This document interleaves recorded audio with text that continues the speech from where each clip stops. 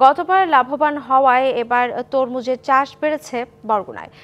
অনুকূল আবহাওয়ায় ফলনও হয়েছে ভালো, তবে সিন্ডিকেটের দৌড়াতে পাইকার না আসায় কাঙ্ক্ষিত দাম পাচ্ছে না চাষিরা।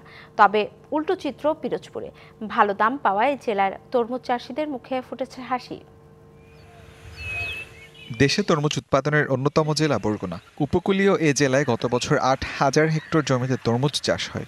দাম ভালো পাওয়ায় এবার চাষ হয়েছে ১২,৫০০ হেক্টর জমিতে, ফলনও হয়েছে ভালো।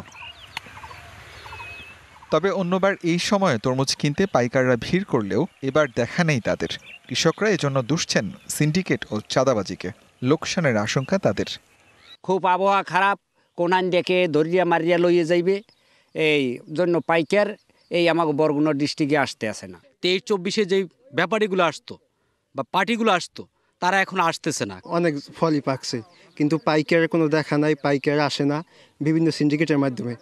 সিন্ডিকেট ও চাঁদাবাজি বন্ধে কাজ করার কথা জানিয়েছে প্রশাসন। শাইনি চুলে এখন হবে সব হেয়ারস্টাইল। সিল্কোর দ্বিগুণ শাইনি চুল প্রতিদিন। প্রশাসনিকভাবে জেলা এবং উপজেলা প্রশাসনের সাথে যোগাযোগ করে তারা তরমুজ পরিবহনে বা বিক্রিতে কোনো যে সমস্যা না হয় সে ব্যাপারে পদক্ষেপ গ্রহণ করছে। আমাদের বিট অফিসারদেরকে অ্যাক্টিভ করেছি, তারা সেখানে টাইম টু টাইম যাচ্ছে, কথা বলছে কৃষকদের সাথে বা পরিবহনের যারা শ্রমিক আছে তাদের সাথে। কোনো ধরনের সিন্ডিকেট বা চাঁদাবাজি যাতে এখানে না হয়। এদিকে সুমিষ্ট হওয়ায় সুনাম রয়েছে পিরোজপুরের তরমুজের, আর এ কারণে দেশ জুড়ে রয়েছে জেলার তরমুজের চাহিদা। মাঠ থেকেই তরমুজ কিনে সারা দেশে পাঠাচ্ছেন পাইকাররা, দামও মিলছে ভালো। খরচ বাদ দিয়ে প্রতি বিঘায় কৃষকের লাভ থাকছে ৭০,০০০ থেকে ১,০০,০০০ টাকা। তবে কৃষি বিভাগের বিরুদ্ধে রয়েছে অসহযোগিতার অভিযোগ। এবছর ফসল অনেক ভালো হয়েছে আমাদের, এবং দামও অতিরিক্ত বেশি হয়েছে, খুবই ভালো।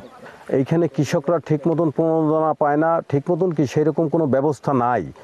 তবে অভিযোগ অস্বীকার করেছে কৃষি বিভাগ। দাবি, মাঠ পর্যায়ে তরমুজ চাষিদের দেয়া হচ্ছে সহায়তা। ইনশাল্লাহ এই একটা ফসলে আমাদের কৃষিতে মোটামুটি মানে এক প্রকার লস হয়, কিন্তু এই যে তরমুজ, এই তরমুজটা এখনও কৃষকরা অনেক মানে ভালো দামে বিক্রি করতে পারতেছে এবং কৃষকরা এটা দিয়ে লাভবান হচ্ছে।